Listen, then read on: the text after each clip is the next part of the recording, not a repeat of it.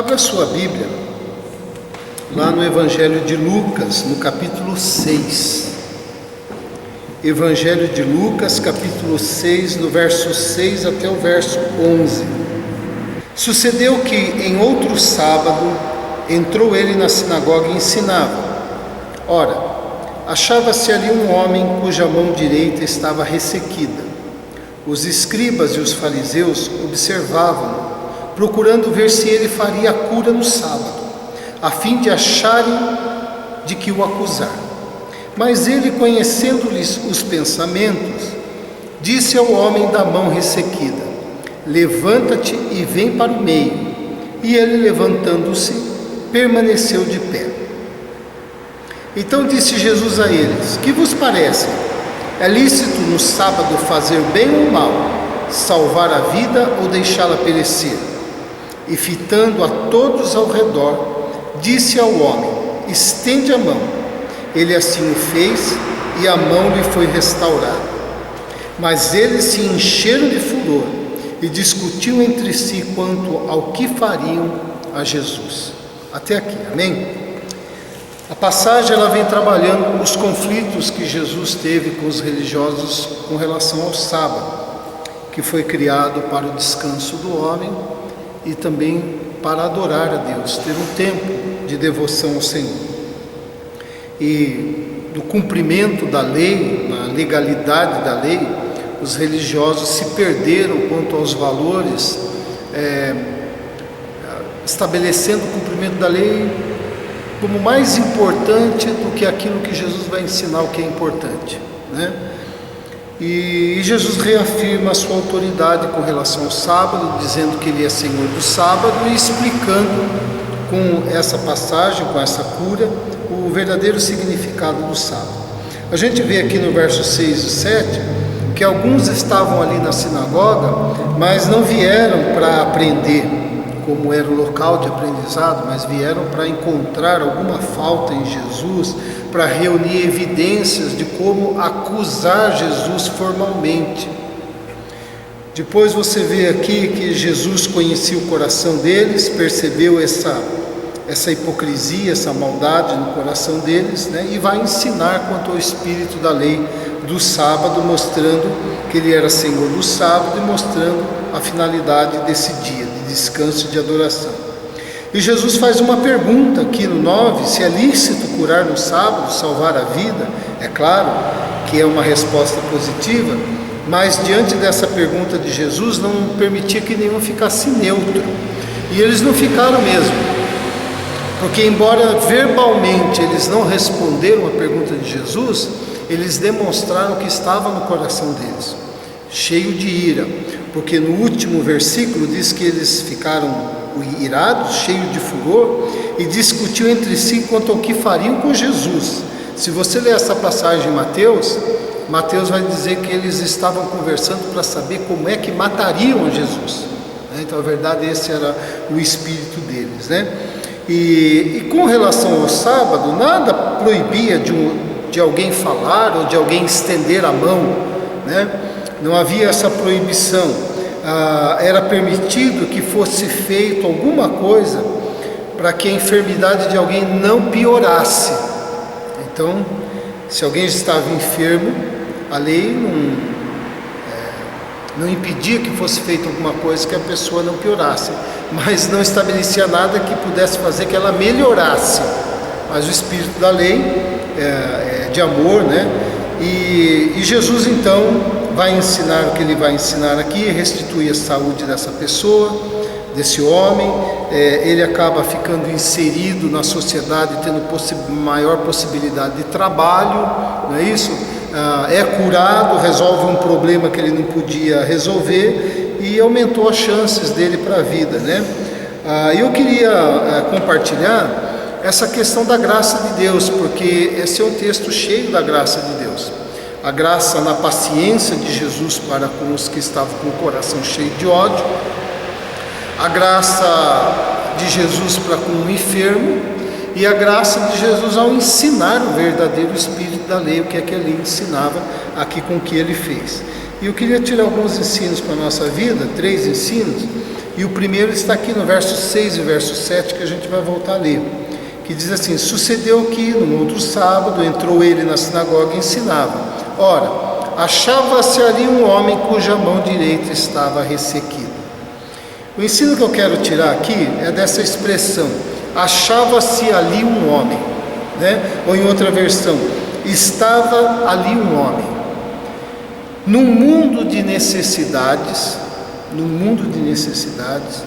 há um olhar sincero e bondoso para com a nossa vida, né?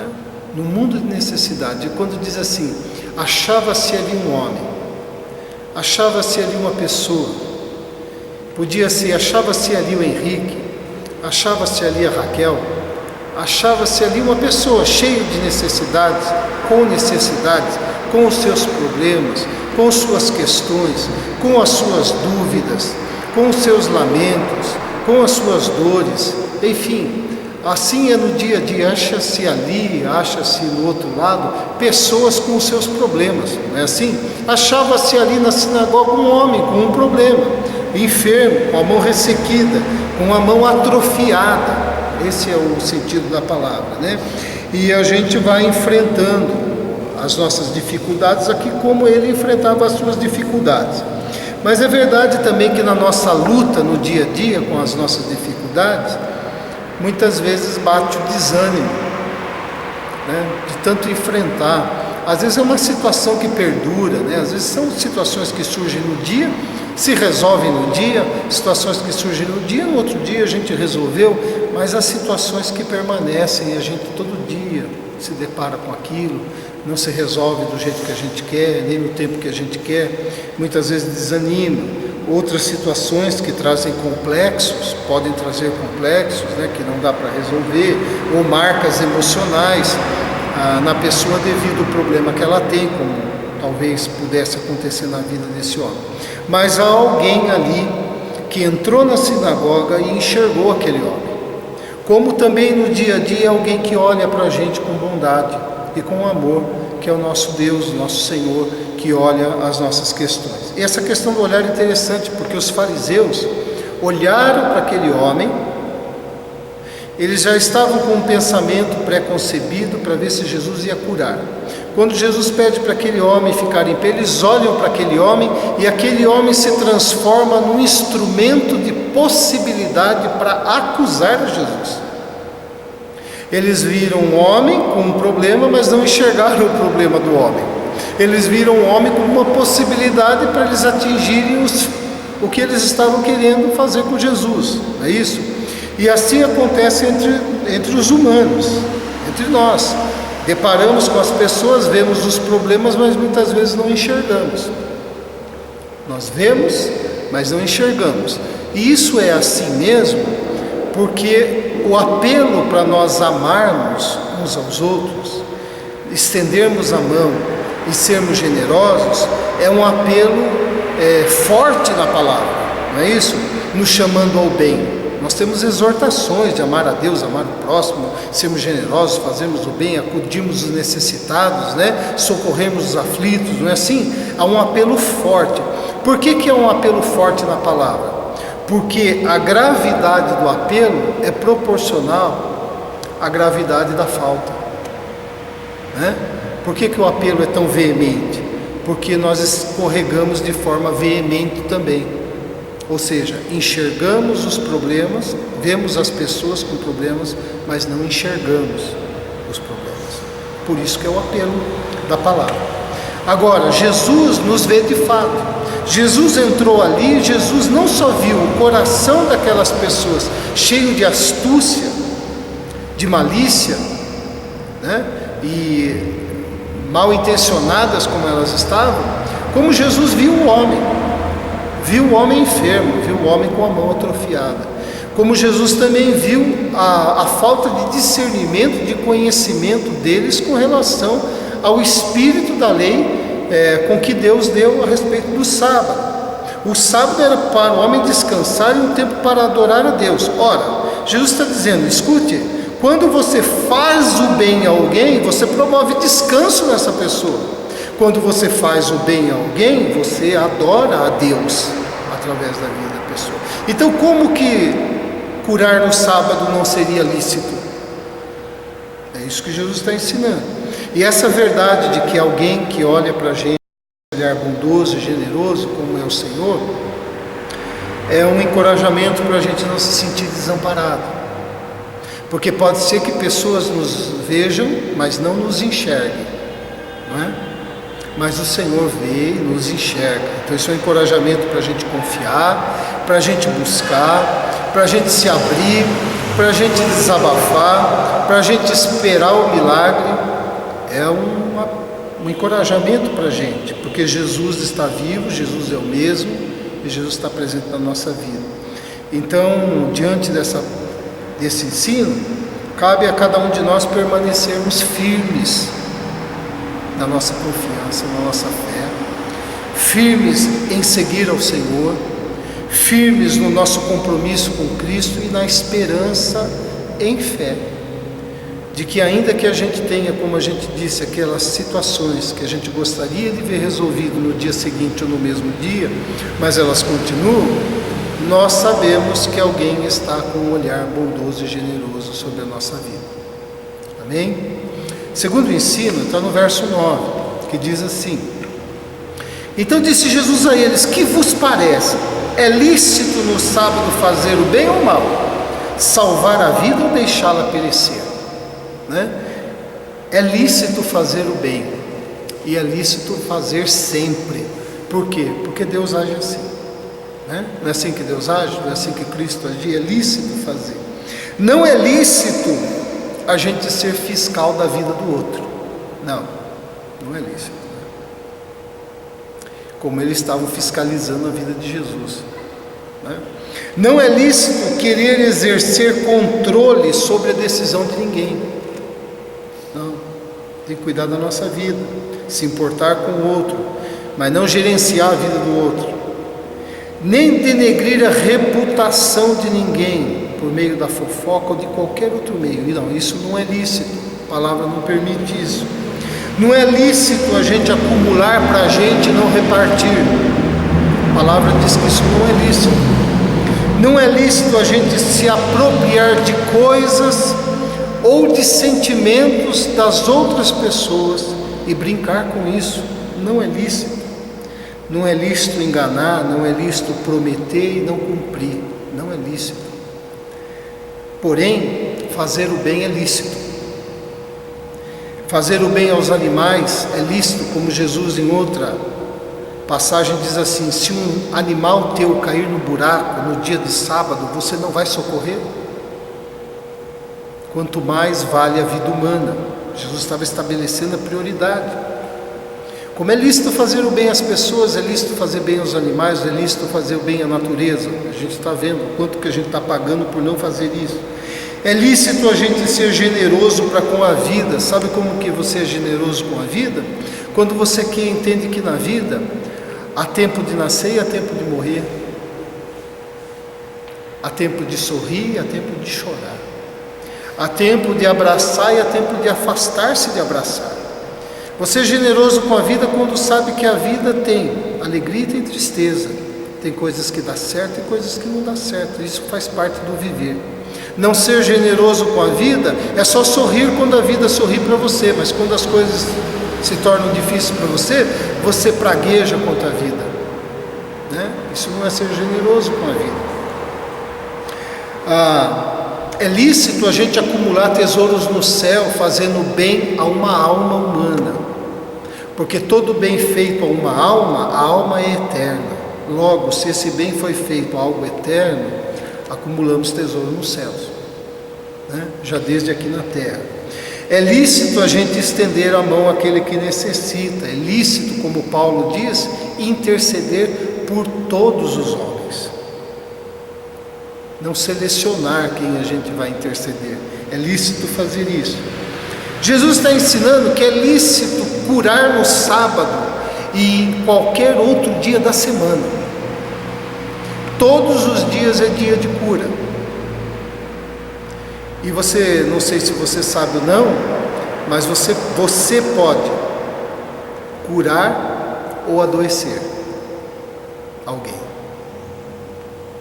é lícito curar todos os dias, né? Não importa se é o sábado ou não, porque fazendo assim, a gente produz glória a Deus, produz descanso no coração da pessoa e adoramos o Senhor, que é o propósito do sábado. Então o sábado é todo dia é dia de fazer o bem, todo dia é dia de adorar a Deus, todo dia é lícito fazer o bem. Verso 10, último ensino para a gente. E fitando todos ao redor, ele disse ao homem: estende a mão. Ele assim o fez e a mão lhe foi restaurada. Tudo em nós pode ficar ressequido, menos a nossa fé, né? Esse homem tinha tudo para ser complexado, e tinha tudo para ficar diante do desafio extremo que Jesus apresentou a ele, porque Jesus disse para esse homem que tinha uma mão atrofiada, disse o seguinte: levanta-te, já ficar em pé no meio de todo mundo, já é, a gente já não gosta muito disso, né? Fica exposto. Aí Jesus ainda disse assim: vem para o meio, né? Não é só ficar em pé onde você estava ali, não, vem para o meio. E Jesus disse assim: estende a tua mão que tem problema. Ele podia ter saído de fininho do salão, ele podia ter escondido a mão, e ele podia ter ficado muito bravo com Jesus. Qual é, né? Tamanha exposição pública. Poderia até achar que Jesus estava brincando com ele, mas não foi isso que ele fez. Ele simplesmente obedeceu o que Jesus disse, né? Ele tinha a mão ressequida, mas não tinha a fé atrofiada. A fé dele não era ressequida. A fé ressequida não abre a mão para receber as bênçãos de Deus, se isto significar ficar exposto, mesmo diante de uma correção. Eu prefiro ficar errado com a minha razão do que reconhecer que estou errado para receber a bênção. Essa é a fé ressequida. A fé ressequida não tem força para receber as promessas de Deus, porque antes disso a murmuração toma conta, e é maior do que a espera da bênção e da confiança na promessa.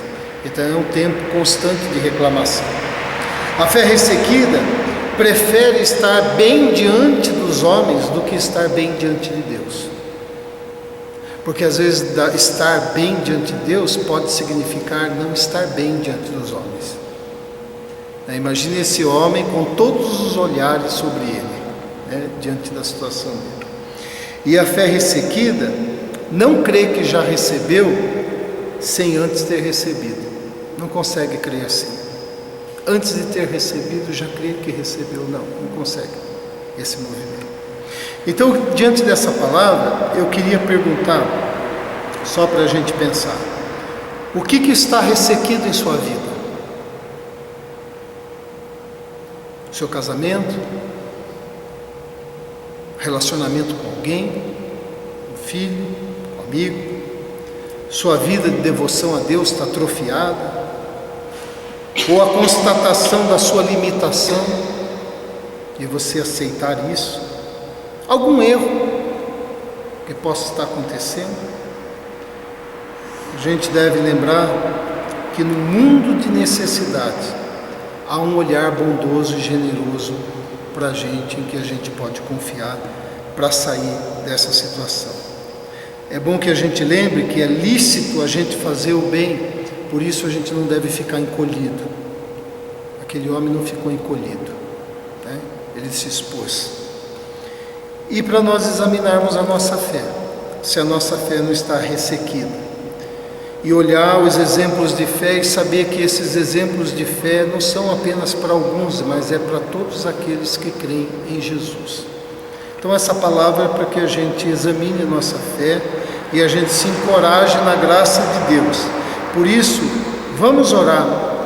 E se você entender que alguma coisa na sua vida está ressequida, Coloca diante do Senhor, porque o Senhor está dizendo para a gente: levanta, vem para o meio, estende a tua mão, porque Ele tem poder para sarar aquilo que está ressequido. Amém? Baixe sua cabeça, vamos orar. Pai querido, diante da tua palavra, Senhor Jesus, o Senhor que curou tanta gente, o Senhor que desafiou e ajudou tantos na sua fé, o Senhor que não rejeitou ninguém que se apresentou diante de ti, o Senhor que curou à distância, o Senhor que tocou nas pessoas, o Senhor que naquele sábado, mesmo diante de toda afronta, fez o bem.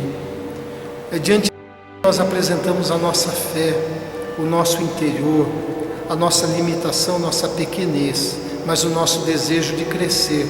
Nós apresentamos diante de Ti e pedimos que Tu possa, com a Tua palavra de poder, fazer reviver, restaurar e curar qualquer coisa que esteja ressequida dentro de nós, atrofiada dentro de nós com relação à fé. Possa ser isso, estar sendo tomado pelo desânimo, pela dúvida, pelo cansaço, pela impaciência, até mesmo, Pai, pela murmuração. Perdoa-nos, Senhor, e restaura a nossa fé, Senhor, pelo Teu poder, para que nós possamos, Senhor, experimentar todos os benefícios de alguém que em Ti tem uma fé saudável. Ó Senhor, o Senhor conhece cada coração, de todos que estão nesse momento orando, de todos que estão apresentando o seu coração diante de Ti. Visita, Senhor, e torna sã tudo aquilo que não estiver, tudo aquilo que estiver enfermo dentro de nós, seja na nossa mente, seja no nosso sentimento, seja através de atitudes. Cura, Senhor, para a glória do Teu nome, e ajuda-nos, Senhor, também a sermos um instrumento de cura na vida das pessoas, em nome de Jesus. Amém. Amém. Deus abençoe então os irmãos. Vamos estar pensando e orando sobre isso, tá bom?